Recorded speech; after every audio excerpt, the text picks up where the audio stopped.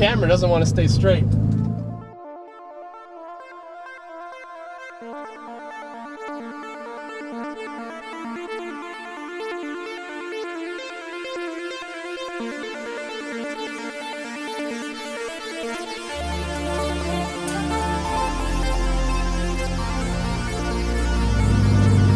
What's up, guys? How are you all doing today? Hope you guys are all well. Appreciate you for stopping by for another vlog with me today on this gloomy Wednesday. Today's a Wednesday. So it's going to be vlog number 3 for me today. Today's topic is actually going to be the problems, or should I say problem, that I've really actually encountered with my 240 since I've had it. So let's just dive right into things.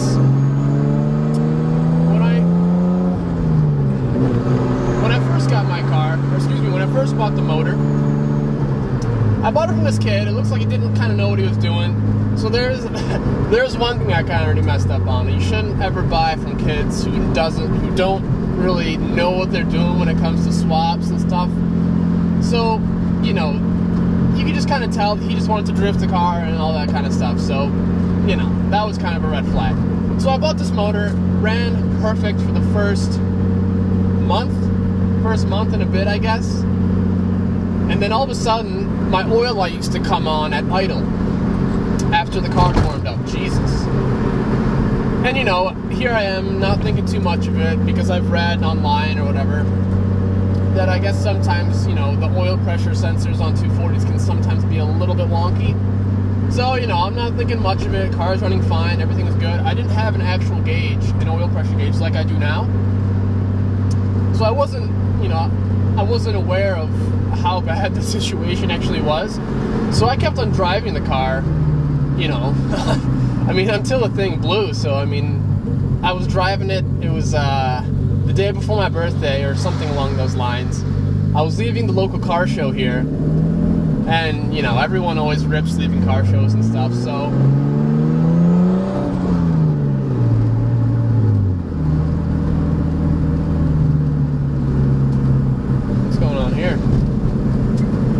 Something happened. So yeah, as I was saying, leaving the car show, everyone's ripping out. I'm leaving, you know, do a little, you know, first to second drift, whatever you want to say, and then I just keep ripping, hit the rev limiter, hit third, keep going. Everything's good, you know. I'm pumped, adrenaline's pumping. I'm with a couple of my buddies, so of course, you know, then we're heading back to my place to have a couple drinks or whatever. So once when we kind of get on the open road a little bit, my friend pulls up next to me, and, you know, we've been talking about racing and whatever. He just has like an RSX Type S, you know, bolt on, whatever. So we're racing, you know, starting second, third, fourth, and then all the way fourth into fifth, comes to the end of the road, and what do I hear? A slight knock. And oh man, I didn't want to say anything because I didn't want to believe it, and I was like, no, you got to be kidding me. This is, you know, I was thinking like, oh, it's an exhaust leak, it's this and that. So I make it all the way home. It's very slight. It's slight enough to where it's not fully noticeable. I think if you weren't, you know, as mechanically inclined, I don't know what the word is I'm looking for, but if you weren't too familiar with the problems of engines and things like that, I'm sure no one would even recognize the noise. But, you know, me, obviously I do. So, you know, my buddy's with me. He doesn't even hear anything. So I'm driving it. I'm just, you know, I'm like, shit. You know, this is not good. I'm hoping that, you know, I'm going to turn the car off. I'm going to let it cool down. When I turn it back on, it's going to be fine. So, we're chilling. You know, we stopped at this park. Met up with a few more friends. We stopped there for about an hour or so. I hopped back in the car, and this thing was ticking like, you know, I don't even know. It was ticking like a clock. It was crazy. At this point, you could hear it. You could hear it from outside the car. I mean, this thing was knocking. Like, this is bad. So, bearing is spun, right? Obviously, the bearing is spun. So, but now I have to get home. So, I'm on my way home. I'm leaving the park. Obviously, my friend knows my motor's fucked because he can hear it now. You know, it's very loud. So, as we're leaving, you know, I'm being very cautious. I'm not revving it hard at all. I'm just trying to be as easy as I can. I just needed to get home. So, as I started my journey home, I pulled out of the park.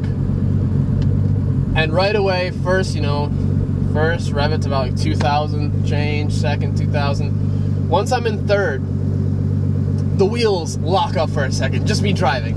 I mean, luckily I wasn't going fast, but holy shit, oh my god, this car just ran into a school bus almost. Jesus, keep your eyes open. Jesus, man. I swear, some people, I think they should honestly do some sort of a more in-depth test to get a driver's license, because 90% of these people on this road, or in general, they don't know the rules of the road. I mean, the worst is when people are in the fast lane on the highway and they're going like 55. That's the worst, and they just don't pull around. But regardless, back to what I was saying. So obviously, like I was saying, yeah, so the wheels locked up. I'm like, oh no, like, I was freaking out at this point, like, I'm gonna have to get this thing towed, and I'm pretty far from home. I'm about 20 minutes from home.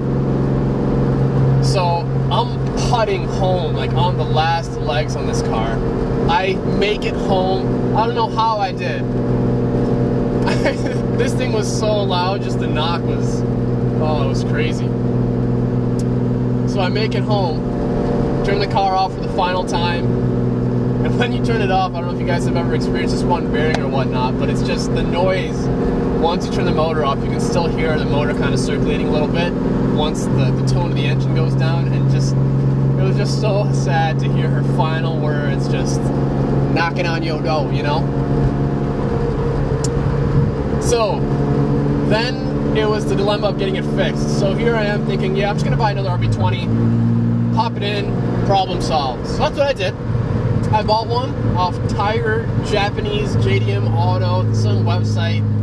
It was the cheapest one I found. Then there's another problem. Don't skimp when it comes to buying a motor. At the time, I was working, I had a full-time job, but I mean, if I could save $300, why wouldn't you save $300? So bought this engine, got it in a couple days, put it in.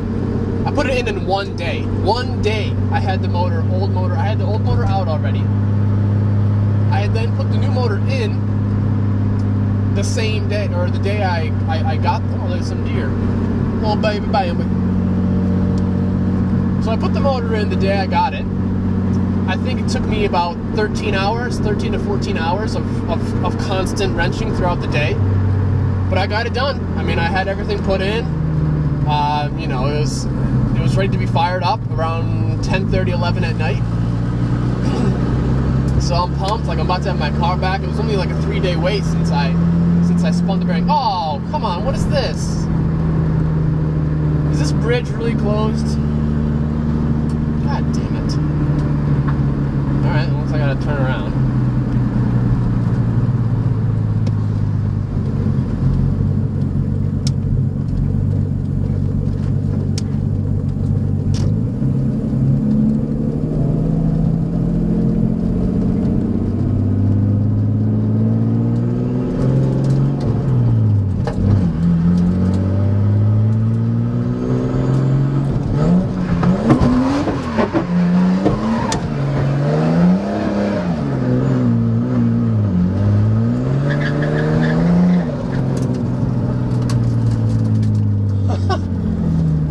Camera doesn't want to stay straight.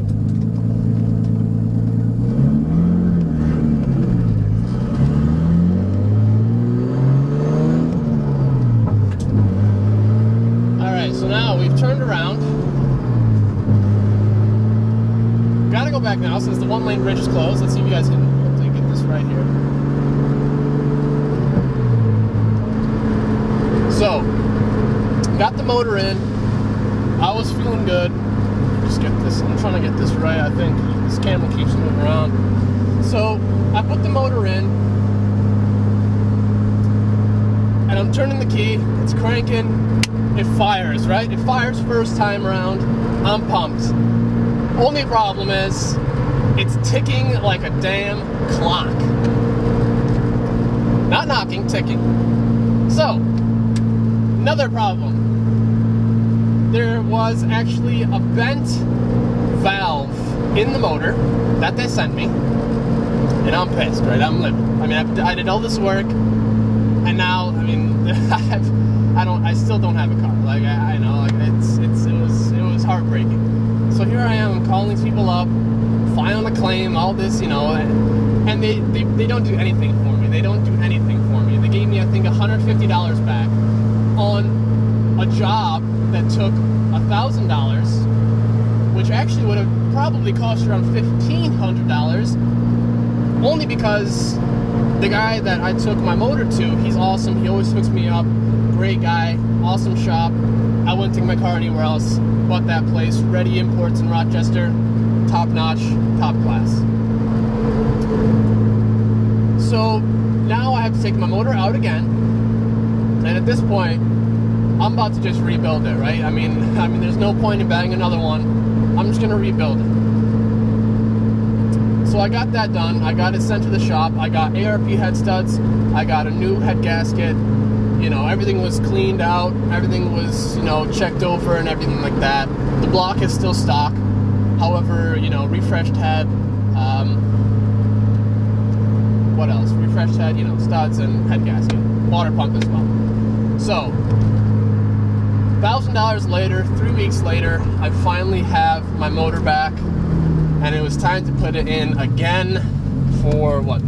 I mean, by this time, I've taken the motor out up to, you know, 5 to 8 times, just taking it in and out by that time. So, I mean, I have the whole process down to a T. I can have it out in 10 minutes now. It's crazy.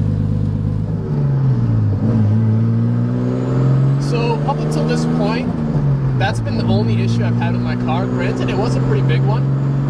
But the way I look at it is, now I have a fully fresh... I have a healthy motor, and I know it's healthy, and I know it can withstand, you know, the abuse, just because it's been checked over, it's been fully an upper end rebuild, everything was taken apart, fixed valves, everything. I mean, everything was checked, clearances, it's all back to spec. So that's good. So I'm happy, you know, it's been running mint since then.